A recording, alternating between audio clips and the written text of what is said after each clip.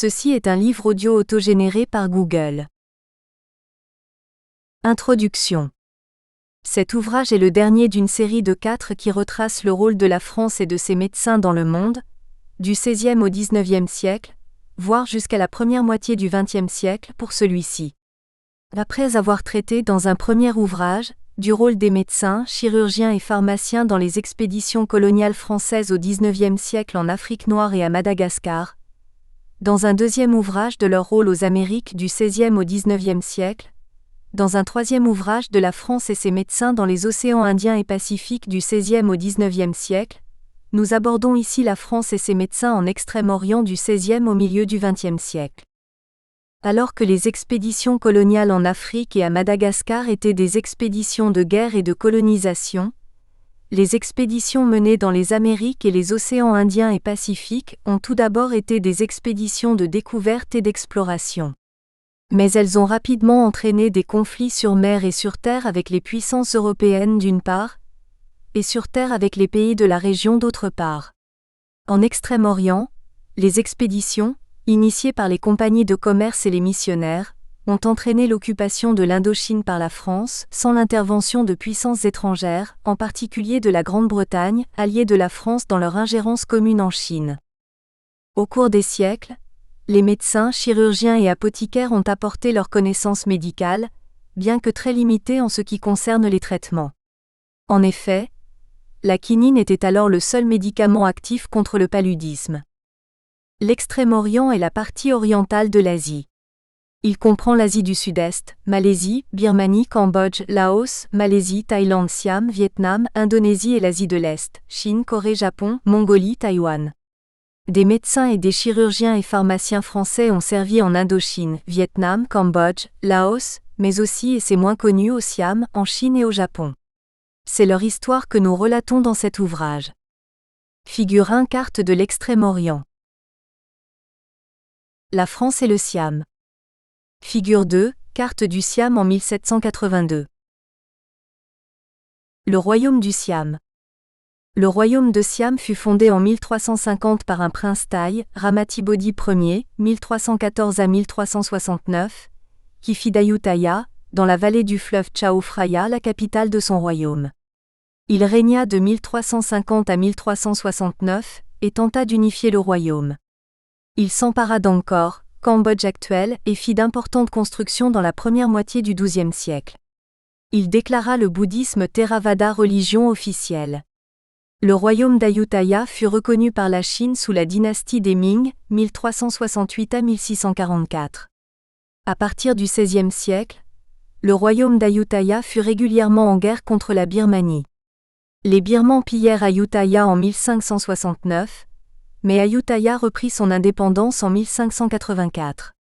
Les Birmans la détruisirent 2 siècles plus tard en 1767, mettant ainsi fin au royaume d'Ayutthaya. Puis, un général sino-siamois, Taksin le Grand 1734 à 1782, libéra le Siam, se fit couronner roi et installa sa capitale de 1767 à 1782, à Thonburi située sur la rive droite de la Chao Phraya. Taksin fut renversé et exécuté par l'un de ses généraux, Chakri 1737 à 1809, qui fonda la dynastie Chakri et se fit couronner roi en 1782 sous le nom de Rama Ier. La même année, il déplaça la capitale de Thonburi à Bangkok sur l'autre rive du fleuve. Le roi détenait la puissance absolue.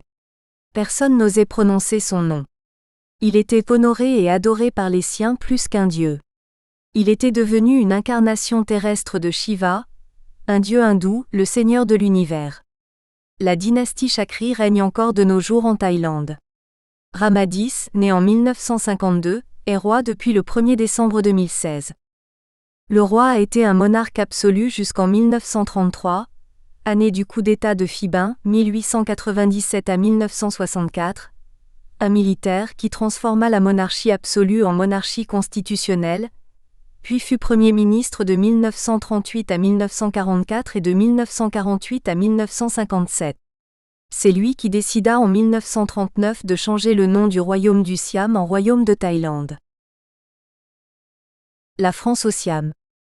Les rapports diplomatiques et commerciaux entre la France et le Siam débutèrent à l'époque de Louis XIV 1643 à 1715, et du roi du Siam Narai le Grand ou Phra Narai, 1632-1688, qui régna de 1656 à 1688. Ces relations furent initiées par des missionnaires catholiques. En 1622, l'Église catholique, prise dans une dynamique de centralisation autour de la papauté, fonda la Congrégation pour la propagation de la foi et la chargea de veiller à la formation d'un clergé indigène, gage d'un meilleur enracinement du christianisme. Il fallut toutefois quelques décennies pour que ce projet prenne corps en Asie. Le Vatican avait confié depuis plus d'un siècle la mise en œuvre de sa politique missionnaire asiatique au Portugal, dont les possessions s'étendaient de l'Inde au Japon. Il revenait donc au Portugal, sur lequel les rois d'Espagne régnèrent de 1580 à 1640, de superviser l'évangélisation dans ces territoires asiatiques et de procéder aux nominations ecclésiastiques. Des prêtres réguliers et séculiers, franciscains, dominicains, jésuites, s'étaient embarqués sur les traces de François Xavier, 1506 à 1552, un jésuite espagnol, mort en Chine, canonisé en 1622 et patron des missions. Mais, du fait des déboires politiques et maritimes du Portugal et des rivalités entre les ordres missionnaires, ce système de patronage portugais connut de multiples dysfonctionnements. Aussi, le Vatican décida-t-il de reprendre l'initiative. En 1658, il nomma des vicaires apostoliques français en Asie et les chargea de superviser la formation d'un clergé indigène.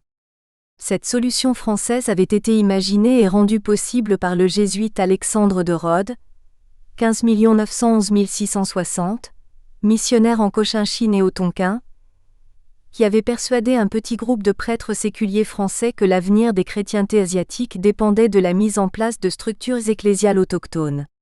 Ainsi était née la Société des missions étrangères de Paris en 1658, créée par 3 membres de la Compagnie du Saint-Sacrement fondée en 1630 par Henri de Lévis, 1596 à 1680, un militaire devenu un religieux, qui avait été vice-roi de la Nouvelle-France de 1625 à 1627.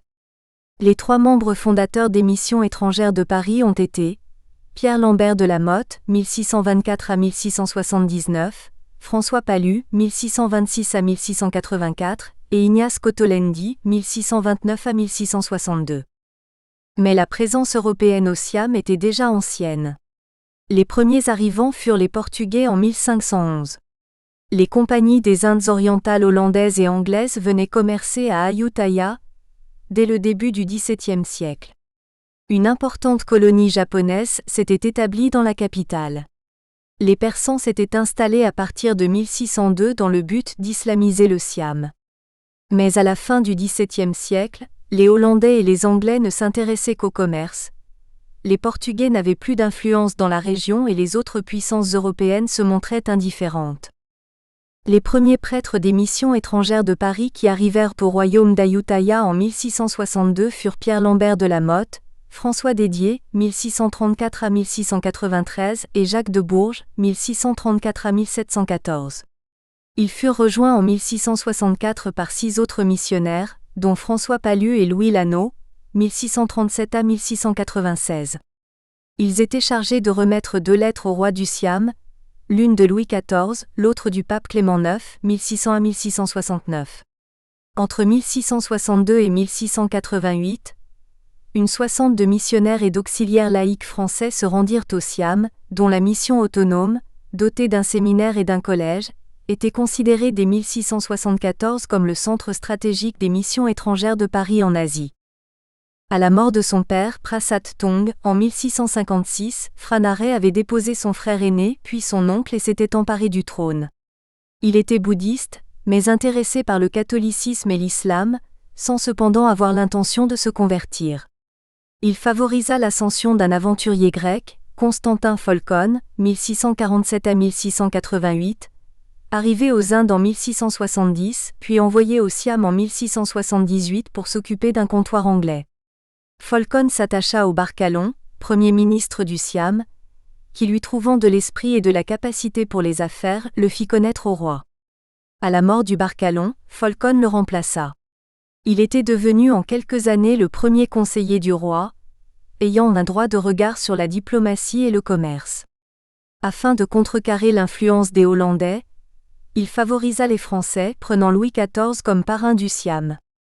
Il choisit le catholicisme gallican et coupa court à toutes les influences extérieures sauf françaises.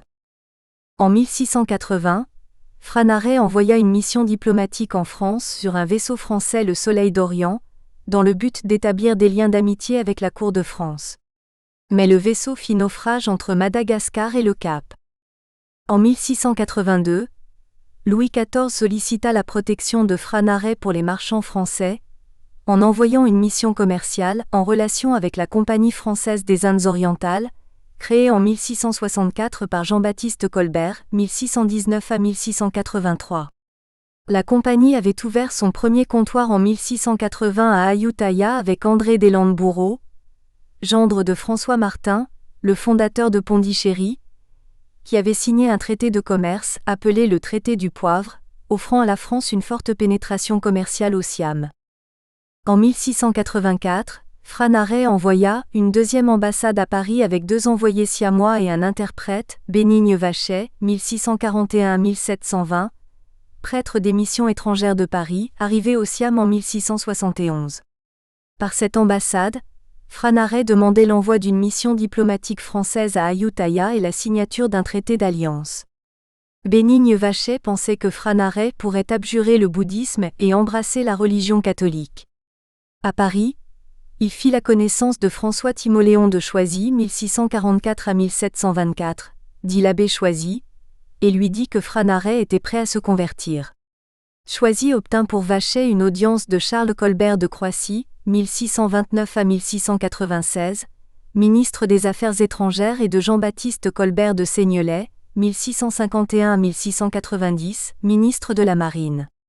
Vachet réussit à convaincre les ministres, qui, à leur tour, persuadèrent le roi Louis XIV d'envoyer une ambassade au Siam. La France envoya en 1685 le chevalier Alexandre de Chaumont, 1632 à 1710, capitaine de vaisseau, accompagné de l'abbé de Choisy et du jésuite Guy Tachard, 1648 à 1712. Claude de Forbin, 16 561 1733, officier de marine, fut chargé de l'armement à Brest du vaisseau L'Oiseau et de la frégate La Maligne. 6 jésuites français embarquèrent comme mathématiciens, dont Guy Tachard, le seul qui avait déjà voyagé et qui parlait portugais. Les jésuites partaient pour la Chine, leur supérieur n'ayant aucun projet d'évangélisation du Siam. L'ambassade arriva le 23 septembre 1685 à la barre de Siam, banc de vase qui empêche l'accès des navires au fleuve Chao Phraya. Il fallut utiliser les ballons, de balao en portugais, de longues embarcations dont on se sert au Siam pour remonter les fleuves. Chaumont fut reçu solennellement par Franaret le 18 octobre et subordonna la signature du traité de commerce à la conversion du roi de Siam qui, en réalité, n'avait aucune intention de changer de religion. L'ambassade menaçait donc de se terminer par un échec. C'est alors que Folcon chercha un autre interlocuteur et trouva le jésuite Guy Tachard, qui, parlant portugais, était le seul à pouvoir mener directement les négociations. 2 traités furent signés. Le premier portait sur les droits accordés aux missionnaires. Le second était un traité commercial très désavantageux par rapport à celui signé par Deslandes-Bourreau. Choisy nota dans ses mémoires: le chevalier de Chaumont et moi n'étions plus que des personnages de théâtre et le père Tachard était le véritable ambassadeur chargé des négociations secrètes. Dans la nuit du 10 au 11 novembre, les 6 jésuites furent reçus par Franaret pour observer une éclipse de soleil. Le roi s'était découvert une passion subite pour l'astronomie, et demanda au père Tachard de ramener au Siam 14 jésuites mathématiciens. L'ambassade française quitta le Siam le 22 décembre 1685 avec une délégation taille de 3 ambassadeurs conduite par Cozapan, 16 331 699. Artus de Lyon, 1655 à 1713, des missions étrangères de Paris, qui était arrivé au Siam en 1681, fut l'interprète de la délégation. Guy Tachard était l'émissaire officieux de Constantin Folcon à la cour de Versailles, Folcon lui ayant remis des lettres de recommandation adressées au marquis de Seignelay, à Colbert de Croissy et à François de la Chaise, 1624 à 1709, un jésuite, confesseur du roi Louis XIV. les navires arrivèrent en rade de Brest le 12 août 1686. Le 1er septembre eut lieu l'audience royale à Versailles. Chaumont et Choisy rendirent compte de la mission et Guy Tachard rencontra le marquis de Seignelay et le père François de la Chaise. Une nouvelle ambassade de la France fut décidée et reçut ses instructions du marquis de Seignelay, le 18 janvier 1687. Parmi les affaires qui font le principal sujet de cette seconde ambassade, la première que Louis XIV a le plus à cœur est l'établissement de la religion catholique dans le royaume du Siam. L'autre est l'établissement de commerce entre les sujets de Sa Majesté et le royaume de Siam. Les buts de l'ambassade étaient donc les mêmes qu'en 1685. L'ambassade française se composait de Simon de la Loubère, 1642 à 1729, un diplomate, et de Claude Sébret du Boulay, 1647 à 1702, l'un des directeurs de la Compagnie française des Indes orientales. L'ambassadeur Taï Kozapan et le père Tachard rentraient au Siam. L'ambassade partit de Brest le 1er mars 1687 à bord de 2 vaisseaux, le Gaillard et l'Oiseau et de 3 flûtes, le Dromadaire, la Loire et la Normandie. La frégate La Maligne amenait jusqu'au cap de Bonne-Espérance l'excédent de vivres et de bagages, constitué en partie des cadeaux de Louis XIV à Franaret. 1400 soldats commandés par le général Desfarges, 16. 1690, étaient à bord, avec l'ordre d'occuper les ports de Bangkok et Mergui par la force, au besoin en les bombardant s'ils ne se livraient pas volontairement. Or, Mergui et surtout Bangkok étaient considérés comme des villes sacrées par les Siamois.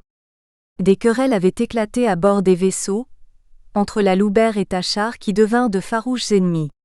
La Loubère, qui pensait avoir les pouvoirs d'un ambassadeur, découvrit qu'il dépendait entièrement du père jésuite. Arrivé à la barre de Siam, Tachard alla seul rassurer Folcon et Franaret, expliquant que les troupes françaises embarquées n'étaient là que pour protéger le Siam. Ce n'est que le 17 octobre, après de nombreuses discussions, que les troupes débarquèrent. Desfarges fut nommé commandant de la forteresse de Bangkok et le capitaine-major du Bruant, second des troupes, sur l'ordre de Desfarges, alla investir Mergui. Les ambassadeurs du roi de France furent reçus le 2 novembre par le roi Franaret, et lui remirent les cadeaux de son bon ami Louis XIV. Un traité commercial fut signé le 11 décembre 1687 avec Sébret, accordant des facilités commerciales limitées en ce qui concernait l'extraterritorialité des employés français, le monopole de l'étain à Phuket et la possession des îles près d'Ayutthaya. Par contre, il n'y eut aucune avancée en ce qui concerne l'implantation de la religion catholique. Cette ambassade échoua donc dans ses 2 grands objectifs, à savoir obtenir la conversion au catholicisme de Franaret et de meilleurs arrangements commerciaux. Les ambassadeurs quittèrent le Siam, Sébret le 13 décembre 1687 pour les Indes et la Loubère le 3 janvier 1688 pour la France, avec Tachard nommé envoyé extraordinaire par le roi du Siam à la cour de Versailles. Critiqué à Versailles par la Loubère, Tachard fut soutenu par le père de la Chaise qui lui permit de rencontrer Louis XIV, lequel l'autorisa à se rendre à Rome fin 1688, où il fut reçu par le pape Innocent XI 1611 à 1689, pape de 1676 à 1689, et obtint l'autorisation pour les jésuites de se rendre librement dans les Indes. Mais en mai 1688, un parti opposé à Folcon et aux Français, mené par Fetracha, 1632 à 1703, membre de la famille royale, commandant le corps royal des éléphants et fervent bouddhiste, déclencha une révolution. Folcon fut arrêté le 18 mai 1688 et exécuté le 5 juin. Il fut scié, dit-on, par le milieu du corps. Fetracha se saisit de la personne du roi, malade, mais le laissa mourir tranquillement le 11 juillet. Pour légitimer son coup d'État, Fetracha épousa la fille du roi défunt, la princesse Yosatep. Fetracha invita le général Desfarges à Lopburi le 2 juin, qui lui promit de lui remettre la forteresse de Bangkok. Desfarges quitta Lopburi le 5 juin avec 2 mandarins, dont Kozapan, ancien ambassadeur en France, auquel il devait remettre la forteresse. Mais la décision fut prise le même jour par Desfarges de résister. Fetracha mit alors le siège le 6 juin 1688 devant la forteresse de Bangkok où s'étaient réfugiés les Français. Les troupes siamoises comptaient environ 40 000 hommes équipés d'artillerie, contre une garnison d'environ 200 soldats français.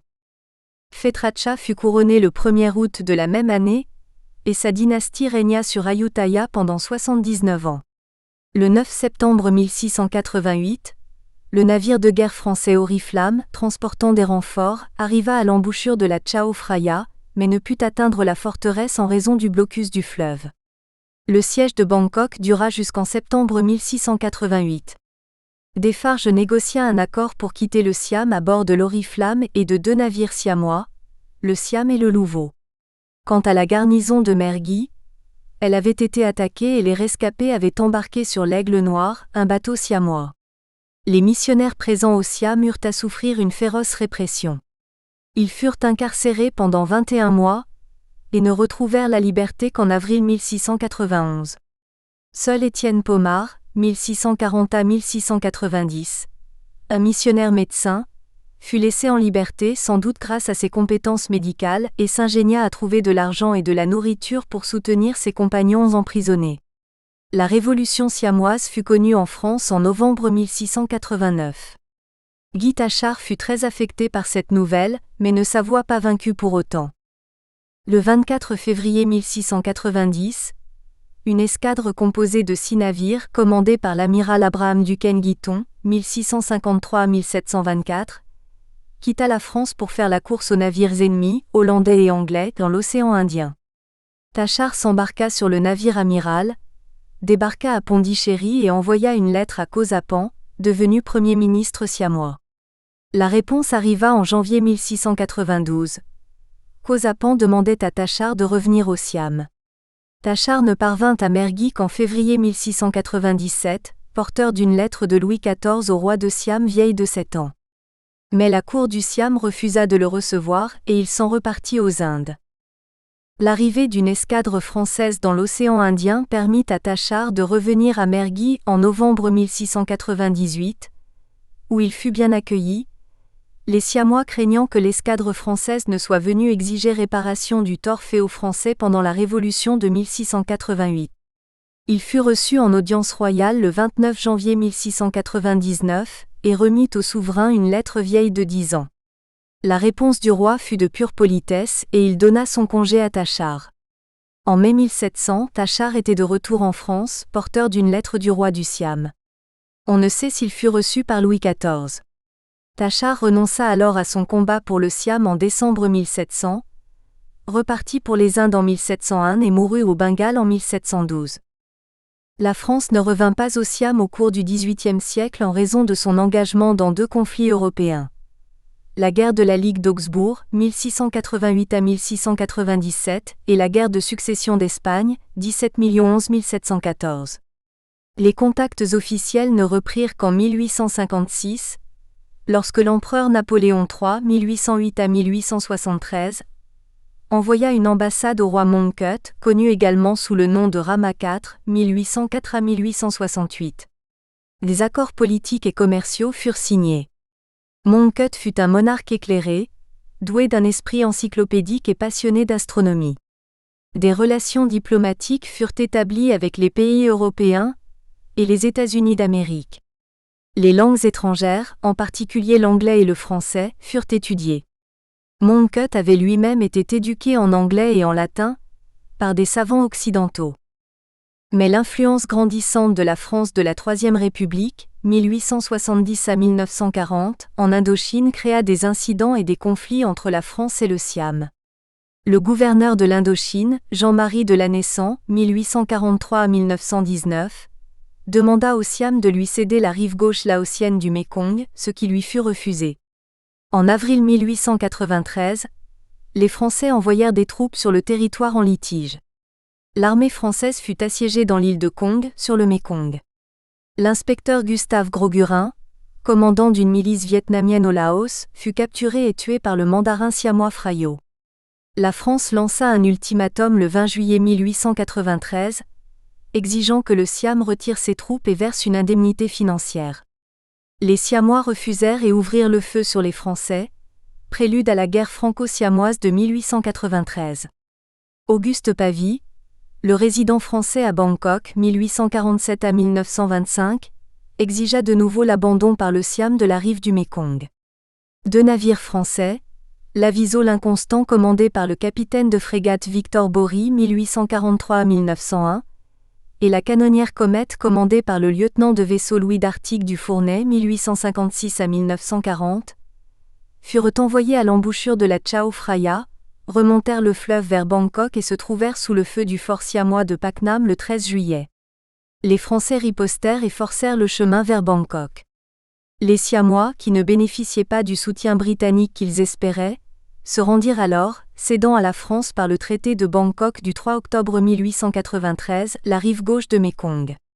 C'est Gustave Rollin-Geckmins, 1835-1902, un Belge, expert en droit international, conseiller général du royaume du Siam, nommé ambassadeur plénipotentiaire par le roi Rama V, 1853-1910, plus connu sous le nom de Chulalongkorn, qui traita directement avec le gouvernement français et signa le traité de paix.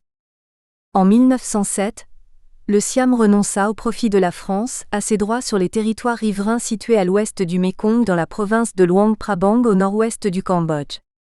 Le Siam préservait ainsi son indépendance, comme il la préserva tout au long de son histoire moderne, étant le seul pays de la région qui ne fut jamais colonisé. La médecine au Siam. Les textes siamois font remonter les origines de la médecine au premier temps du bouddhisme, 520 à 440 AV. J.C. D'après la tradition, c'est Jivaka Komarabi, appelé au Siam Khin Harapan, qui est le fondateur de la médecine siamoise.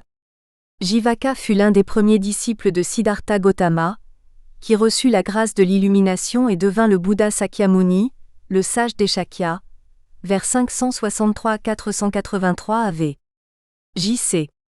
Chef spirituel, il fonda une communauté de moines errants qui donna naissance au bouddhisme. Jivaka a été élevé, au 5e siècle AV. J.C., à la cour du roi Bimbasara à Rajagra dans l'état de Bihar en Inde. Il a été formé pendant 7 ans à la médecine par un voyant appelé Etreya Punarvasu à Takshashila dans le Pendjab. Puis, il retourna à Rajagrha et devint médecin personnel du roi et du Bouddha. Jivaka est honoré par les Indiens et les Thaïlandais en tant que patron de la médecine traditionnelle. Son nom est toujours évoqué par les médecins siamois dans une prière destinée à éclairer le diagnostic.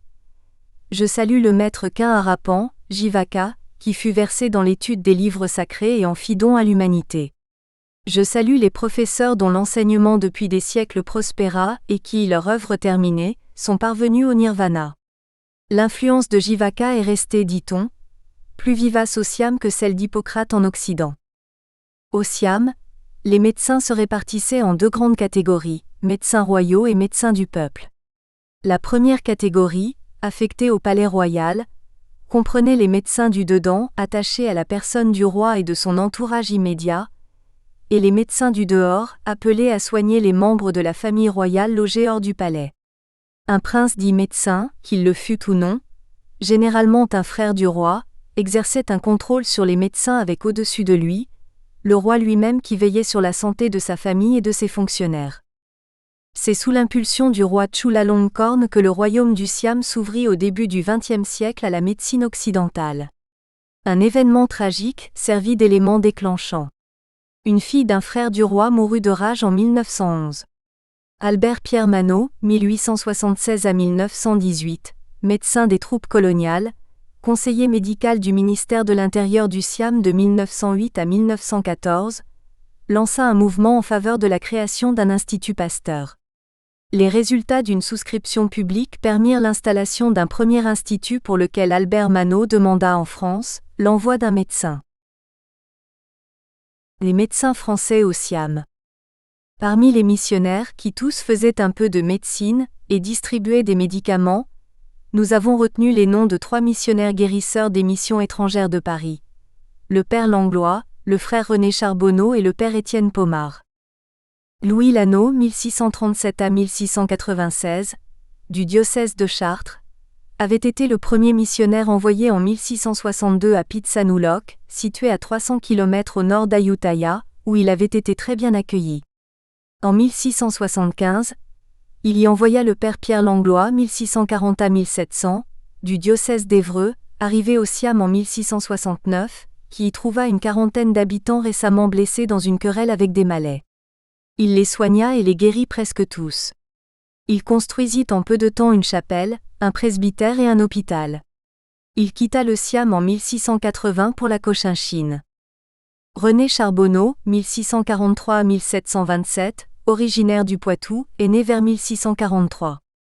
D'abord valet à l'hôpital Saint-Lazare à Paris, un ancien asile de lépreux, il devient membre laïque des Missions étrangères de Paris. Les documents de l'époque le qualifient de chirurgien. Il quitta Paris pour le Siam le 17 janvier 1676 en qualité d'auxiliaire laïque. Il travailla comme infirmier à l'hôpital établi en 1669 à Ayutthaya par les pères Pierre Lambert de la Motte et Louis Lano. Charbonneau avait apporté des livres de médecine dont profita un autre missionnaire des Missions étrangères de Paris, Étienne Pomard, 1640 à 1690, qui partit le 17 janvier 1676 pour le Siam. Il acquit ainsi des connaissances médicales.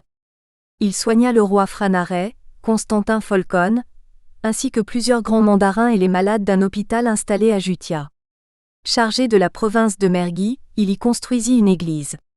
Il fut le seul des missionnaires français laissés en liberté en 1688, parce qu'il avait guéri un mandarin d'une grave maladie. Étienne Pomard mourut le 20 octobre 1690 à Jutia. René Charbonneau savait faire une saignée et donner un remède. L'hôpital d'Ayutthaya fournissait des soins médicaux à quelque 200 à 300 personnes chaque jour. Franaret, qui cherchait à réduire la domination néerlandaise et anglaise, le nomma gouverneur de Phuket, poste qu'il occupa jusqu'en 1685. Charbonneau reçut l'ordre du roi de permettre aux navires de toutes les nations de commercer librement à Phuket. Cela voulait dire que le commerce de l'étain devait être ouvert à tout venant, de sorte qu'il était quasiment impossible à la VOC, la Compagnie hollandaise des Indes, d'en obtenir le monopole. Charbonneau construisit un oratoire fréquenté, au bout de 6 mois, par plus de 200 personnes. Mais il prit la fièvre, et demanda à être relevé de ses fonctions. Il voulait retourner à Ayutthaya auprès des parents de sa femme, qui étaient portugais. René Charbonneau demeura dans la factory hollandaise d'Ayutthaya, pendant les événements de 1688, à l'abri des persécutions. Il prit soin des orphelinats de garçons et de filles. Il mourut à Ayutthaya en 1727 à l'âge de 84 ans. Daniel Brouchebourde, chirurgien de la VOC et d'origine française, natif de Sedan, hérétique, ennemi déclaré de la religion catholique et des Français, entra au service de Franaret en 1672. Il fut le premier de 3 générations dans sa famille à occuper ce poste à la cour du roi de Siam. Il aurait préparé un poison qui fut donné au roi de la main d'un certain Okhémin, ce qui aurait beaucoup avancé la mort du roi. Au XVIIe siècle, des épidémies dévastatrices désolaient le Siam, la peste annexe 1, le choléra et surtout la variole. La véritable peste de ce pays-là est la petite vérole, elle y fait des ravages effroyables. Van Beach Bradley, 1804 à 1873, un médecin américain qui avait traité et guéri le roi Mongkut et était resté lié à la famille royale pour le reste de sa vie, introduisit la vaccination antivariolique au Siam par la technique d'inoculation. La nécessité d'un hôpital à Bangkok, non seulement pour les résidents français, mais aussi pour les missionnaires et les Siamois, s'imposait. La création du premier hôpital international français et catholique fut l'œuvre du père Jean-Louis Vey, 1840 à 1909, des Missions étrangères de Paris, arrivé au Siam en 1865 et vicaire apostolique en 1875. Il y pensait dès 1884, mais manquait de moyens financiers. Il réussit à obtenir une aide du consulat de France et une autre des Missions étrangères de Paris. Il acheta les terrains en 1895 et obtint l'envoi, depuis Saïgon, de religieuses de l'ordre de Saint-Paul de Chartres. L'hôpital fut inauguré le 15 septembre 1897. Il portait le nom d'hôpital Saint-Louis. Il existe toujours. Le pape François l'a visité le 21 novembre 2019. À la fin du XIXe siècle, les relations politiques entre le Siam et la France étaient difficiles. Toutefois, les missionnaires qui s'adonnaient à des œuvres charitables, notamment dans le domaine de l'enseignement et de la médecine, apprécié par les moines bouddhistes eux-mêmes, tissèrent avec la population le fil d'une profonde estime. Nous espérons que vous avez apprécié cet aperçu. Pour continuer à écouter ce livre audio sur Google Play Livres, utilisez le lien dans la description de la vidéo.